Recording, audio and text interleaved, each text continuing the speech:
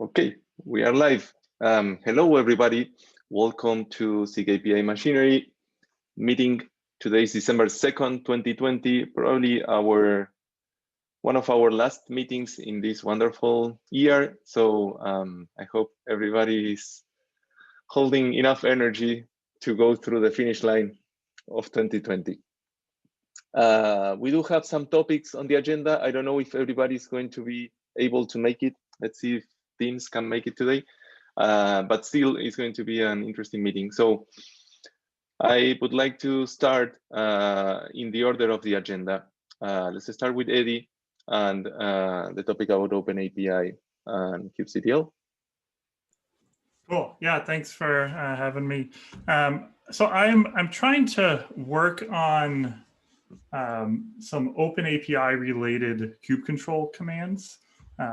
One of them we started as like an experimental sub-project of like a generate command that will use the OpenAPI example field as a way to provide a template. So a user can be like kubectl generate deployment or something.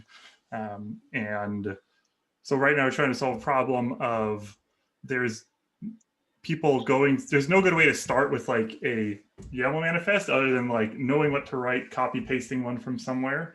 And it's so to the point where inside of the CCAD and the other Kubernetes developer exam that they tell people to do a kubectl create deployment and then kubectl get deployment OYAML and pipe that out to a file and then delete the read-only fields and start with that to save time.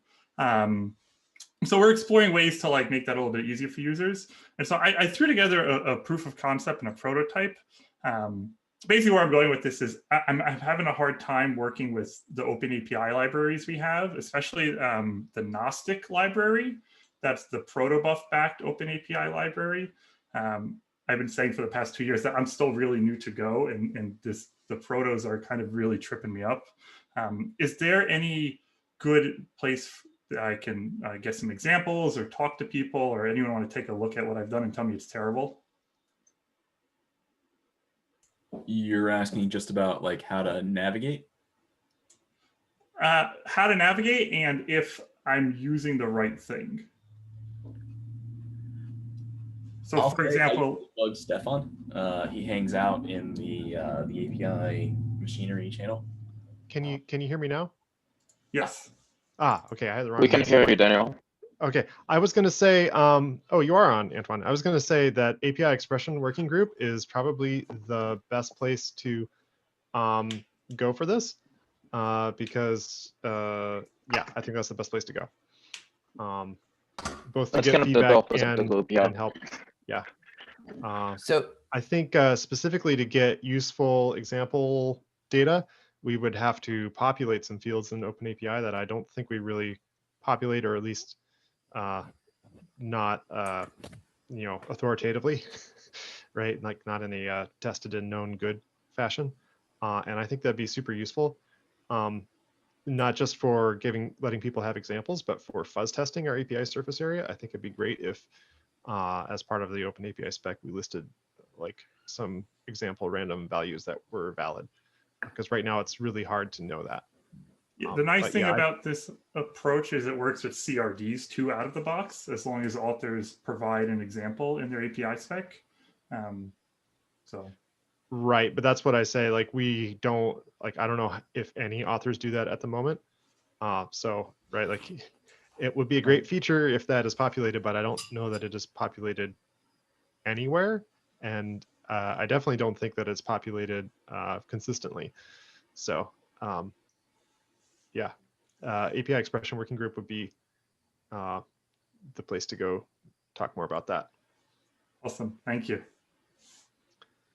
And also, I think Antoine is a good person to ask about our OpenAPI. You know about the Kube OpenAPI repo, right? That's got most of the logic that we use. Yeah.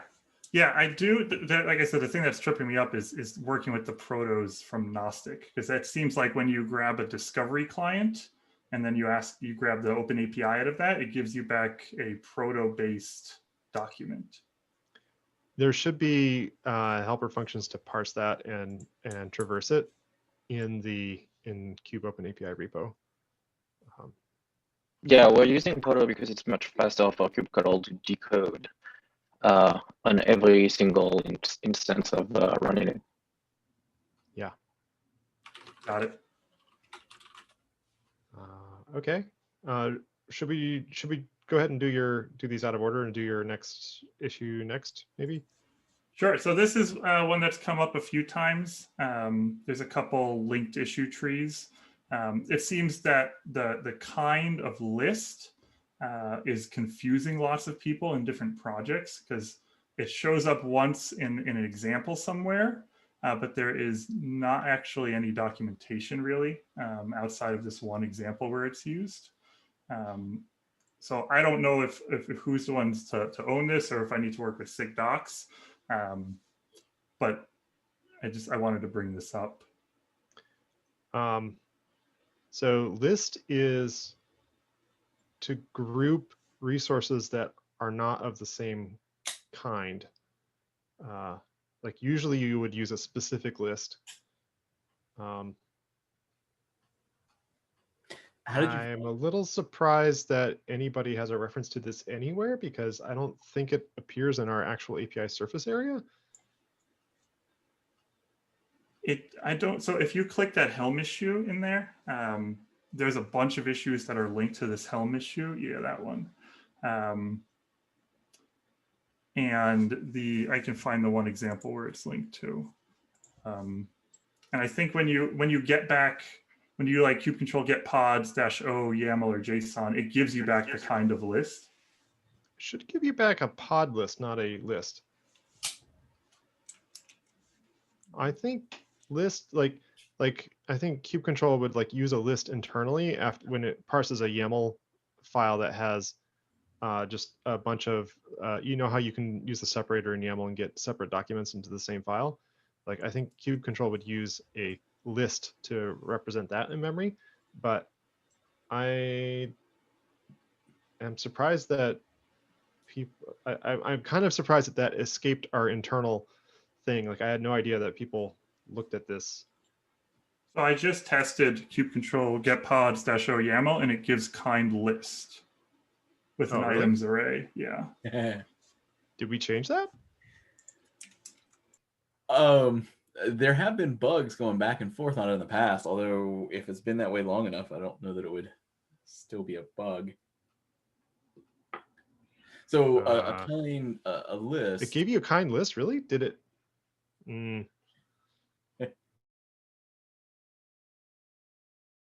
You like v = 9 and look at the actual response from API server? When I accidentally broke it in the distant past, it was only on the client side. And it was because kubectl would just say, here's all the items, put them into a list for rendering. A v1 list is just a container for holding other resource manifests inside of it. And they don't all have to be of a uniform type. Right. So v9 is pod list coming back. Yeah, okay. I think that's probably why it doesn't show up in our documentation, because that's not what the server returns. And the thing that is documented is what the server returns. So one of the reasons might be that if you do get pods, you can easily do get pod services, which would return 2 or multiple different resources, in which case the list is the only way to represent that. Right, but that's something kubectl does, right? The server doesn't give you separate types there. Yes, because you will be having 2 requests per each type, and then kubectl aggregates that and presents a single list. Yeah. We might return an actual list for custom resources, but I No, we asked for a list type inside the okay. already, and we returned. Yeah, okay. Yeah, okay. Yeah, so as far as getting this in official documentation, I am not sure what we can do from API machinery perspective, because it isn't what we expose, and all the the API documentation that we generate is all generated off of the things that we return from the server. So maybe a topic for SIG CLI.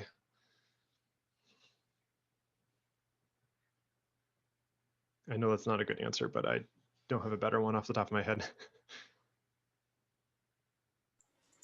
Okay, yeah, that works. I wanted to get a take on it. So that's the answer to this. So this is something we don't actually expose or want to expose to users. Okay. I mean, it's very useful for kubectl to be able to group objects of different types. But it's a kubectl thing, not a API server thing. Okay, thank you. Yeah, I mean, I think API server would understand it if you sent it one, but there's actually no context in which you send API server a list of things. The other place this is exposed is in the CRD example. So if you go back to that original issue, we show using if you go to the top, that one. Yeah, that's a kubectl creation, right? Yeah, that's the alternative way of, yeah, you can represent a list of items for kubectl a couple different ways, by explicitly putting it in a list like that, or by listing multiple resources one after the other with the document separator in YAML. If you do both, I guess kubectl flattens it. I'm not sure what happens. I think they flatten it.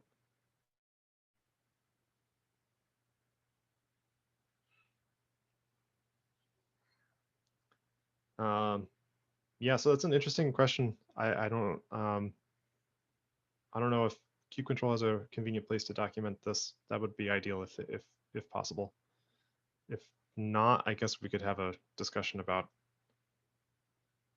how we could document that. I'm not sure how.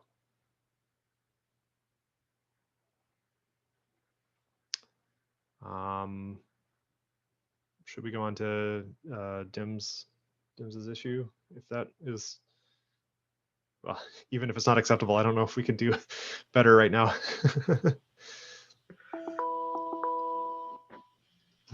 Dims, do you want to elaborate on this? I didn't do more other than put the issue in with a catchy title, hopefully.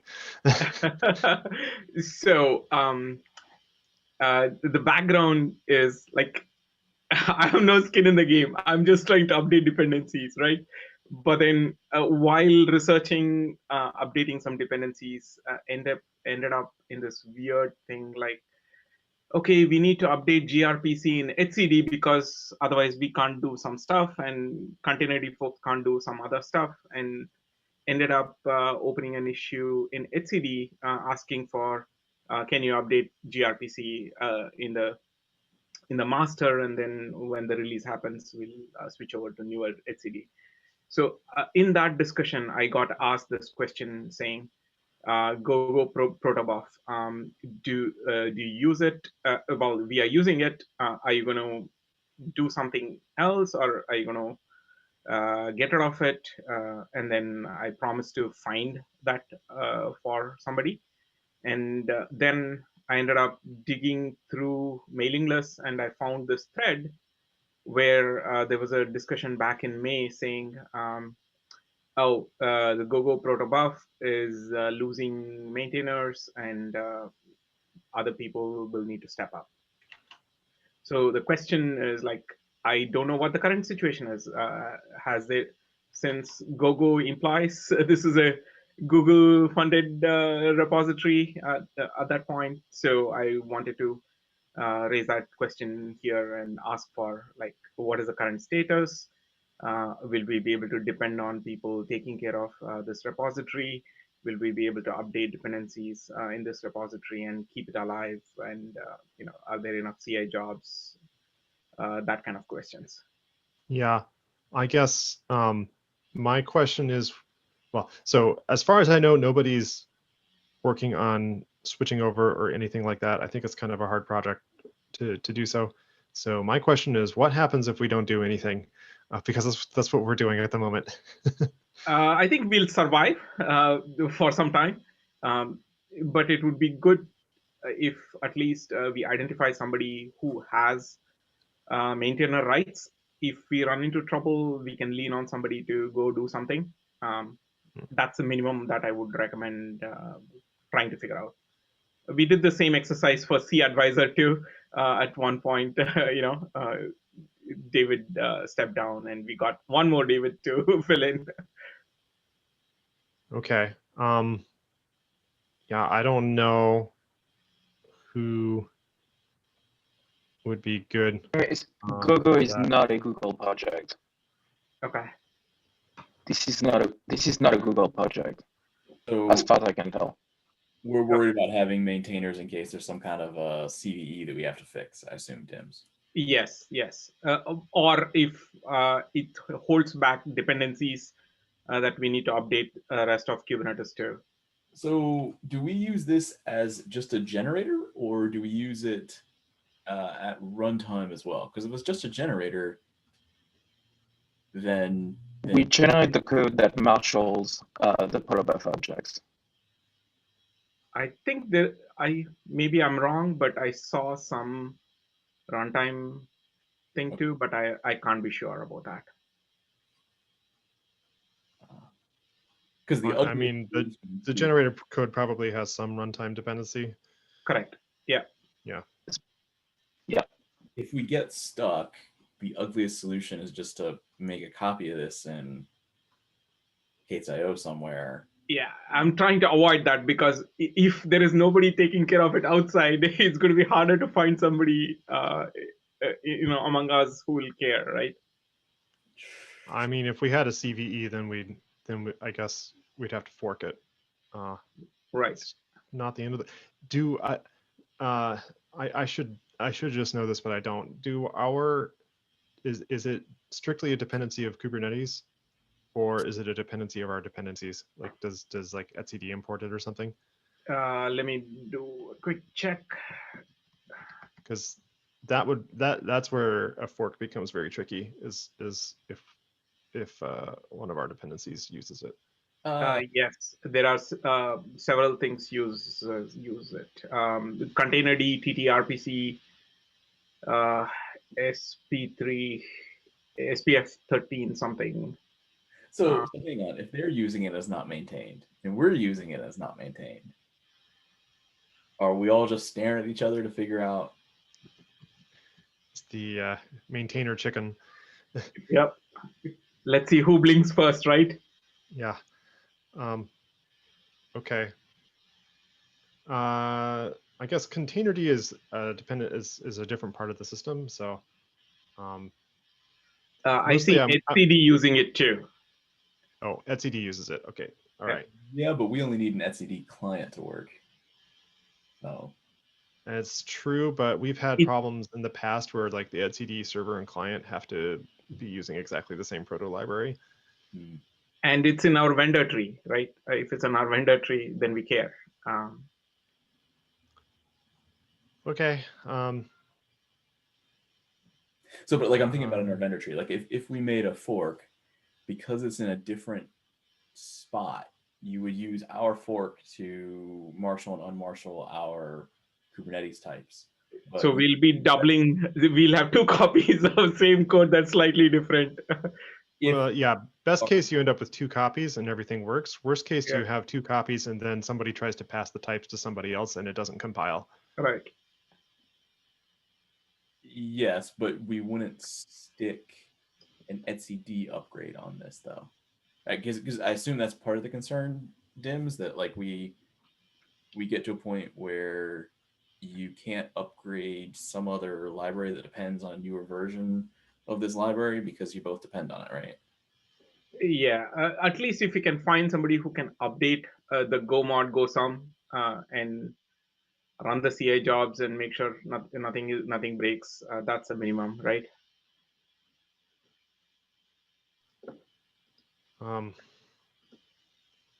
It's tricky because we basically have to use the library that the version that etcd is using, Yeah. or prove that the one that we want to go to is safe for etcd, because that has bitten us at least. Yeah, and looking at the once, I think contributors twice. to that repo, the Clayton is like number 4 from top. So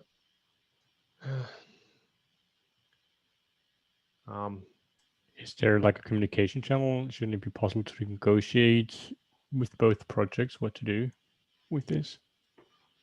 they haven't made a single change since August first week. So I don't think the project is healthy anymore. Well, I wonder if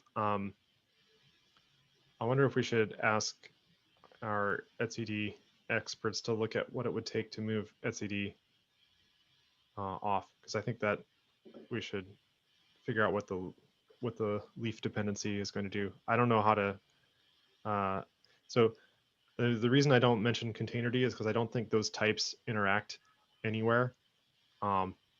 So I guess that would just be a separate conversation. But we API machinery can't switch to something that etcd isn't using. So that's going to be a problem if there's a CVE and we can't get a maintainer. And like if we fork it, then we've got to get etcd pointed at the fork too, which could be weird. Maybe it wouldn't be too weird, but then.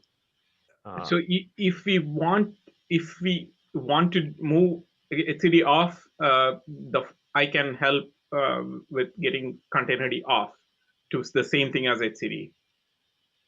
I see. Yeah, I know enough people there to help with that change. Now, as I recall the mailing list thread from long ago, there was a perf difference between GoGoProto and the alternative, right? Yes, that's absolutely right. Is there still one? I think Antoine might have the most recent memory. Although I would be very surprised if there's not. Okay. One is based on generated code and the other one is based on reflection. So. Oh. Okay. Given that, maybe we need to fork it and start maintaining it ourselves. Would you recommend that, Daniel? I'm not excited about that at all. Okay. Maybe we should wait until there's an emergency. Yeah, that's fine. That's perfectly reasonable. As long as we know that we are taking that risk and we say that when the time comes, we will do the needful, I guess. Yeah. Yeah. Sound a lot less Maybe we crazy should. saying, let's have 2 copies now, don't I, Daniel? Yeah. Maybe we should document that we thought about it and this seems best to us at the moment. Right. If somebody's really excited about replacing this, then, great, fix the performance difference. Yeah, I'm not, I don't want to touch it if I can help it. Yeah. Oh, Jason mentions in chat, what if we got a maintainer? Could we get someone maintainer on the original repo? Right. Okay. Maybe that's a possibility. I don't have anyone who would be raising their hand to do it, I don't think. It seems like Clayton has contributed. Okay. So we'll tag Clayton. I'll take a note to look at the repo and see if I can think of anyone who might be good. Yeah, I was just thinking that it might be easier to find somebody to get added as a maintainer rather than taking on a whole additional fork and all of the additional trouble that you have to go through of all of the interdependent projects adopting the fork versus the upstream project. Yep. Still not ideal, but a lot less trouble from a migration standpoint. Yeah, I agree. Okay. So Clayton usually comes to these meetings. Should we try to bring this to his attention to see what he thinks? Like maybe. I'll take an action item and worst case I'll ping him about it. How about that? Okay. Sounds good. Thank Thanks, you. Daniel. Okay. Let's go to our next item. Jeffrey, are you still around? Yes. Oh, hello. So server-side apply has been around for a while, and we're looking to target GA for 121. This doc basically tracks what we believe is remaining to be blocking for GA, and we're looking for feedback. So for 121, we want to focus on scalability, and we have emphasis on bug fixes, documentation, particularly for API users. It might also be useful to have a in-tree controller, just to demonstrate something that uses server-side apply. And we don't have that many features that we want, but the main feature that we do have is the typed API client for that. The other thing was about hiding managed fields, which Kevin will talk about a bit later for features. And the remaining items are just mostly bug fixes and pretty much like EDA tests and all the other small stuff that we need for GA. So yeah, just scroll all the way to the bottom. But yeah, if you have any feedback, just feel free to comment on the doc directly or like just bring something up in the meeting.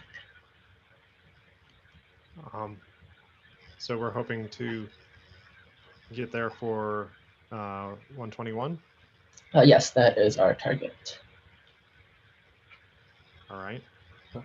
And that in-tree controller that you're talking about using, it would use the client that you create, right? Yes. Okay, great.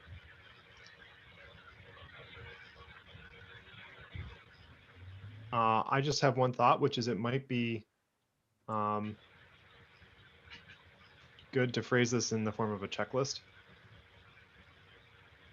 Okay, yeah. I'm also going to update the version of cap that we had, so I can add that to that.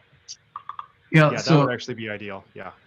the checklist is kind of the table of content, to be honest. Yeah. Okay, that seems like a lot of items. Is everything owned? Are we looking for volunteers? Not so much. Okay. I mean, we can use some help, of course, but we have people having multiple bugs, but every bug is assigned to someone. Okay.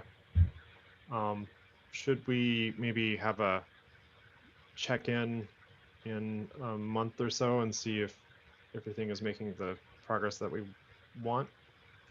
Oh, yes, I can schedule that. Awesome. And it might be useful to come back here when there's a PR that shows the controller trying to use the client so people can see it in action and provide feedback there early. Okay, sounds good. Jeffrey and Antoine, the best way to find you or join the workforce is on the working group meetings, right? For now. Yeah, and on Slack. Yes, yeah. Yeah, Slack, of course. Yeah, I was thinking on ways to let other people know that we are trying to accomplish this goal finally in 121. So maybe people get excited and you can get some extra hands. We'll see. Very good. Thank you so much. And I think it's a great lead way to Kevin. Yeah. I've been reminded in the last meeting that people are not so happy with the amount of managed fields we put into objects, and there's an issue I didn't know of. And we recently discussed this in our last meeting and thought about what we can do about it. The issue has a lot of thumbs and a lot of comments. And what we thought about doing so far was to find a way so we do not allow users to prevent the API server from sending them the managed fields if they don't want them. The options we just wanted to bring it up. Anton and I had a discussion about it earlier on how we can do it. So far, it looks like we can add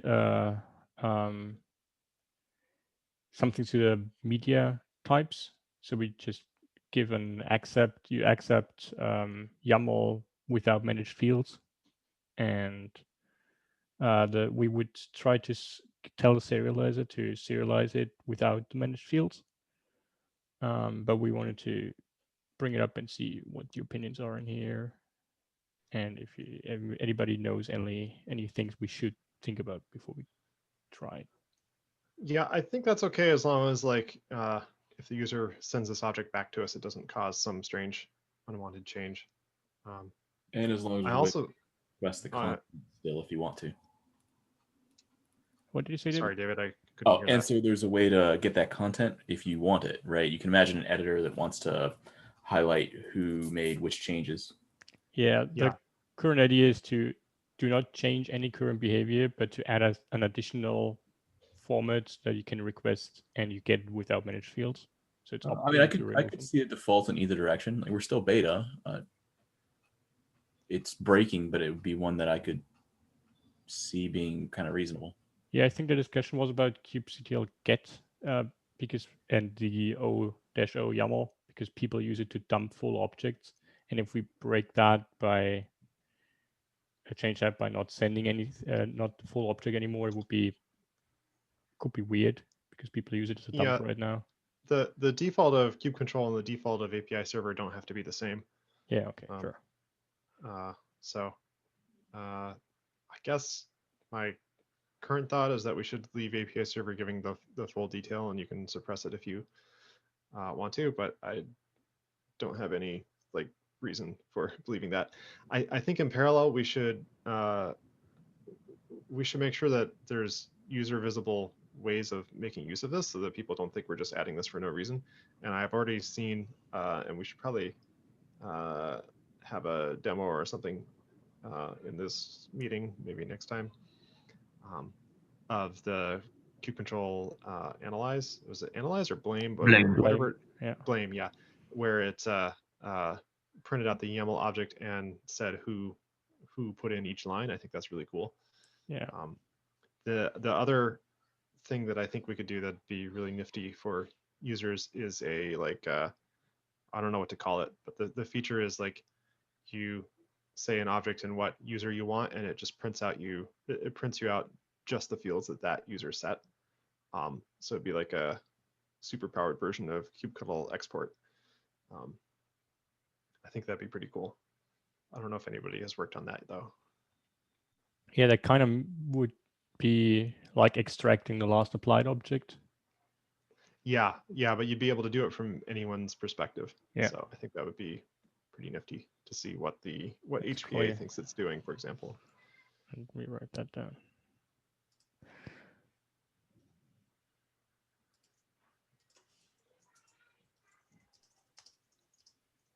All right. So did you get what you needed, Kevin? Anton, you got everything? Any questions? I guess my. Oh yeah, Anton, tell me something. Do you have any input on the idea of sending an accept header instead of adding a request flag?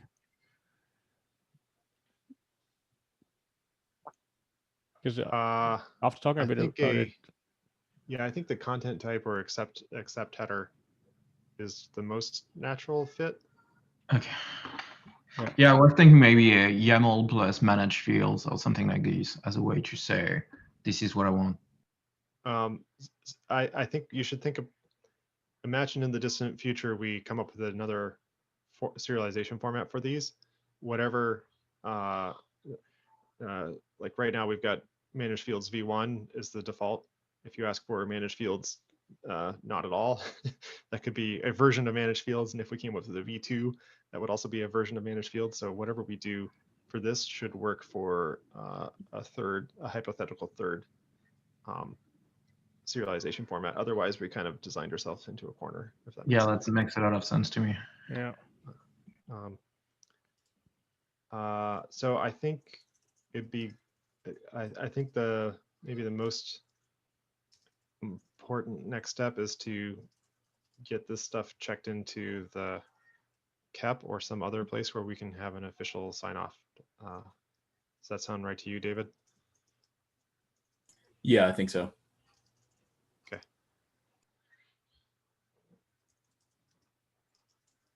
All right. Very good. That was our last item in the agenda. I think that covers what we wanted to discuss today. Is there anything else I'm missing? If not, we should be good. Okay, I'm good. Very good. Awesome. So probably we'll see you one more time this year. I hope everybody's doing well and staying safe. And thank you for joining today. I will upload the meeting shortly after today. We'll let you know. Thank you everybody for coming. See you. Bye.